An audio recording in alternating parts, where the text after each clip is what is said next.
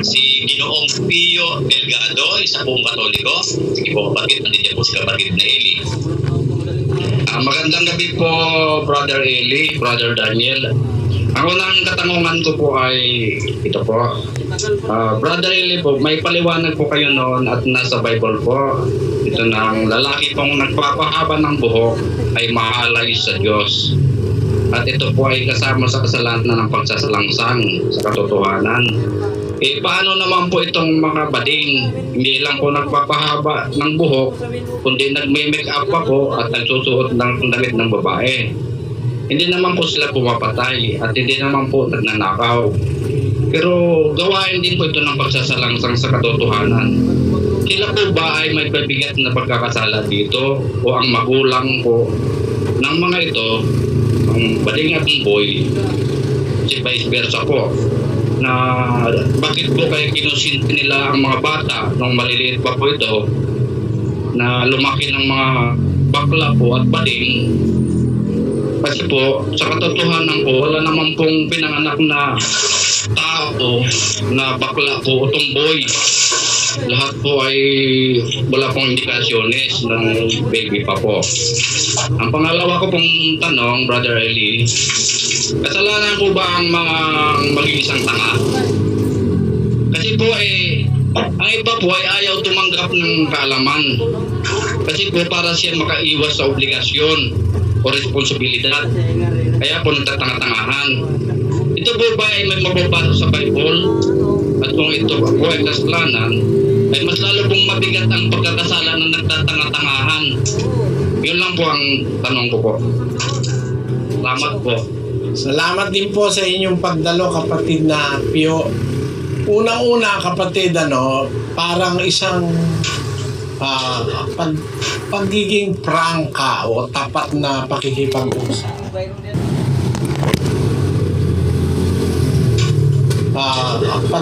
Pagiging prangka o tapat na pakikipag-usap.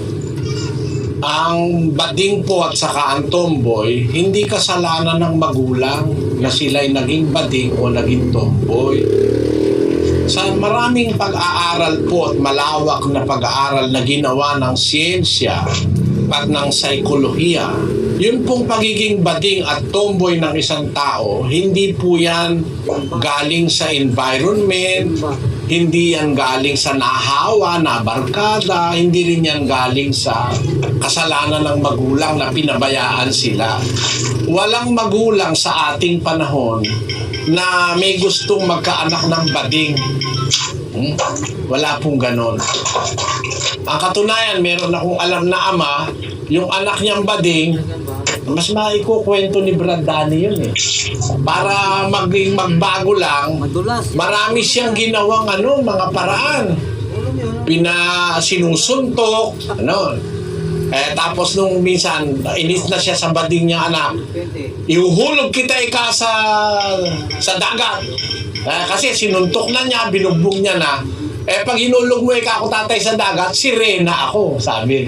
Hanggang dagat pala, bading pa rin, Ngayon, ibig sabihin, kapatid, ako sa aking personal na kaalaman, dahil nag-aakay ako ng tao, maraming mga taong nagtitiwala sa akin ng kanilang sariling puso, karanasan, pamumuhay, mag-asawa, dumudulog sa akin. Sa napakarami ko nang nakausap, merong kapatid kami sa iglesia, 5 ang anak niya. Magandang lalaki siya, magandang katawan, matipuno. Ang dibdib nga niya, lalaki ang dibdib niya. Lumapit sa akin, sabi niya, Brother Eli, may problema ako. Sabi ko, ano yung kapatid? Kasi bading ako, sabi niya. Bakit ka ako? Hindi ba may asawa ka? Kilala ko yung asawa mo. Kabiruan ko pa nga asawa niya Tapos, di ba 5 anak mo? Oo, ika. Di, paano ka kung nag-asawa, bading ka pala? Kasi gusto ko talagang magbago, sabi niya. Kaya para akong maging lalaki, nag-asawa ako. Pero kaya ko lang nasisipingan yung asawa ko, naglalasing ako, saka nagda-drugs. Sabi niya. Pagka hindi ako lasing, kung wala akong drug, nandidirect ako sa asawa ko. Ang gusto ko lalaki. Kahit matagal na akong may asawa, gusto ko pa rin lalaki, sabi niya. Hindi, talagang bading siya. Sabi ko, paano mong napatunayan? Bata pa kasi ako baliit pa lang akong bata. Alam ko na, bading ako. Marami na pong ganun akong nakausap, kapatid. Kaya nakukumpirma ko na marami po talagang pagkakamali sa ating lipunan ngayon kasi sabi nila nakakahawa raw, pag nakibarkada ka raw, kaya pagka bata ka pa, susuotan ka ng nanay mo, tatay mo ng damit ng babae, magiging bading ka. Hindi po totoo yun. Hindi po totoo yun. Sa pag-aaral ng siyensya, meron silang sinasabi na yung hormonal balance, mas mataas daw yung female hormones sa isang lalaki na bading. Mas mataas yung female hormone. Sabi nila sa siyensya. Tapos yun namang mga tomboy, mas mataas naman yung male hormones. Kaya siya nagkakaroon ng ganon. Pero hindi pa rin yun hindi pa rin yun conclusive kasi may iba-ibang pananaw. Maraming schools of thought tungkol dyan sa pagkabading at saka sa pagkatomboy. Ngayon, ang masasabi ko sa inyo, yung pagsasaliksik, pag-aaral ng iba't ibang mga kondisyon ng buhay ng tao, yung pagiging bading kung minsan na pinagkakamali ang na-acquire o nahawa, yan po ay parang isang bagay na inborn sa tao. Talagang pinanganak siyang ganon. Ngayon, hindi naman po itinatakwil ng Diyos yung mga, kung tawagin natin ay third sex. Kasi sabi sa Biblia, ang lahat ng tao gusto ng Diyos maligtas. Kung halimbawa, bading man ang isang tao, hindi ka naman nag-make-up, hindi ka naman nagsusuot ng damit ng babae, kahit na bading ka, hindi ka lumalabag sa utos, may pag-asa naman pong maligtas yan. 2:4 ng unang Timoteo. Na siyang may ibig na ang lahat ng mga tao'y mga ligtas at mga kaalam ng katotohanan. Ang Diyos po ang may ibig, lahat maligtas. Tao rin naman yung mga sinasabi nating bading at tomboy. Gusto rin ng Diyos maligtas yan. Basta masusunod sila sa utos At isa sa utos, yung nasa 22:5 ng Deuteronomio. Ang babae ay huwag mananamit ng nauukol sa lalaki, ni ang lalaki ay magsusuot ng pananamit ng babae. Sapagkat sino mang gumagawa ng mga bagay na ito ay karumal-dumal sa Panginoon mong Diyos. Bawal lang magsuot ng pambabae yung lalaki pambabae. Karumal-dumal sa Diyos yun. Ano ibig ko sabihin, kapatid? Kung sa damit bawal yon, lalo naman pagka makikipagtali ka na babae sa babae, lalaki sa lalaki, pinagbabawal din naman ng Diyos yun. Kaya kung halimbawa ay hindi naman lumalabag sa batas ang isang tao, nagsisikap naman siyang sumunod sa utos ng Diyos, kahit bading, kahit tomboy, kahit na kung ano pa tawag na iba, silahis, basta sumusunod sa utos, may karapatan siyang maligtas. Doon sa tanong mo, kapatid, na hindi lang yung mahaba ang buhok, kundi nagme-make up pa, nagsusuot pa ng damit na pambabae, nagkakasala yon. Pero wag nating hatulan, baka dumating ang panahon kasi dito sa samahan namin, maraming mga ganyan Meron pa nga naanig sa amin, nagpa-opera na nagpapalit na ng sex Hindi na siya lalaki, babae na talaga, pati sa sex niya, nagpa-opera siya. Tinanong niya, pwede ba raw siyang maligtas pa? Pwede ka ako dahil ang tao gusto ng Diyos maligtas Nagawa mo naman yan, hindi mo pa alam ang totoo, hindi mo pa alam ang aral, mapapatawad ng Diyos yan. Yan po ang aking masasabi, kapatid. Sa Diyos kasi, hindi siya nagtatangi ng tao.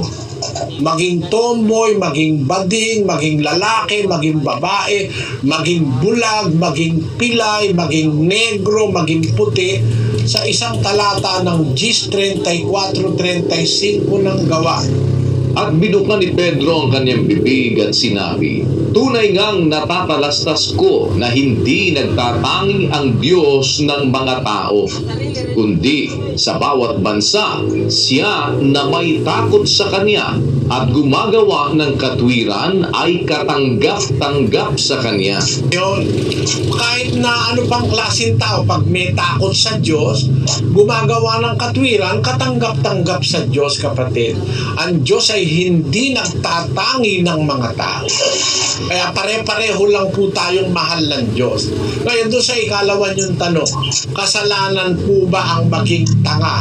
Malaking kasalanan sa Diyos ang nagtatakwil ng kaalaman o ng karunungan. Kasalanang malaki sa Diyos yun. At pagka hindi tayo tumanggap ng karunungan o ng kaalaman, ng katwiran, paparusahan tayo ng Diyos bandang huli. Kasi po, kapatid, yung pagiging tanga ay dalawang klase. Meron tanga na nagtatanga-tangahan. Basahin natin ang Galacia 3:3 sa sambayan ng Pilipino, kapatid na Daniel. Tangang-tanga na ba kayo? Nagsimula na kayo sa espiritu at ngayon magtatapos kayo sa laman? Yung mga taga-Galacia, sabi ni Pablo, talagang tangang-tanga na ba kayo? Nag-umpisa kayo sa espiritu tapos nagpapakabalik kayo sa laman. Ibig sabihin, nag-umpisa sila sa mataas na kalagayan, umaatras pa. Ano ibig sabihin nun? Paatras, hindi pa sulong. Sa 7 ng Jeremias, versikulo 24. Ngunit hindi nila dininig o ikiniling man ang kanilang pakinig, kundi nagsilakad sa kanilang sariling mga payo at sa pagmamatigas ng kanilang masamang puso at nagsiyaong paurong at hindi pasulong. Ayan, pagka paurong ang tao, ayaw na matutot o masenso sa kaalaman, ang tawag ng Biblia ron, masamang tao yun. Sa pagmamatigas ng kanilang masamang puso, nagsiyaon silang paurong at hindi pasulong. Ayan po. Kaya kasalanan po yun, kapatid, yung ayaw kang tumanggap ng kaalaman. Gusto mo maging tanga ka dahil ayaw mo ng obligasyon. Kasalanan po sa Diyos yun, kapatid. Sana naunawaan niyo. Yan po. Okay, maraming salamat.